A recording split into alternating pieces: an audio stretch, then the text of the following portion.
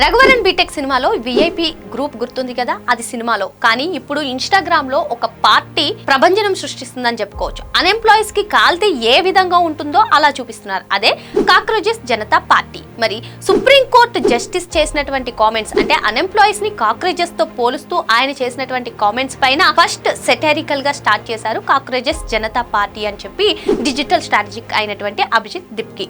మరి ఇది సెటారికల్ గా స్టార్ట్ అయినప్పటికీ కూడా ఇప్పుడు అన్ఎంప్లాయీస్ అందరూ కూడా ప్రభుత్వం చేస్తున్న తప్పిదాలను కానివ్వండి, వాళ్ళు ఎదుర్కొంటున్నటువంటి సమస్యలను కానివ్వండి, అసలు అన్ఎంప్లాయీస్ ఫ్రస్ట్రేషన్స్ ని కానివ్వండి, అన్నిటినీ డిస్కస్ చేసే ఒక పార్టీగా అవతరించిందని చెప్పుకోవచ్చు. మరి ఇది ఎంత శక్తివంతంగా మారింది అంటే దేశంలోనే అత్యంత శక్తివంతమైనటువంటి పార్టీల ఫాలోవర్స్ ని తలదన్నే విధంగా దూసుకుపోతుందని చెప్పుకోవచ్చు.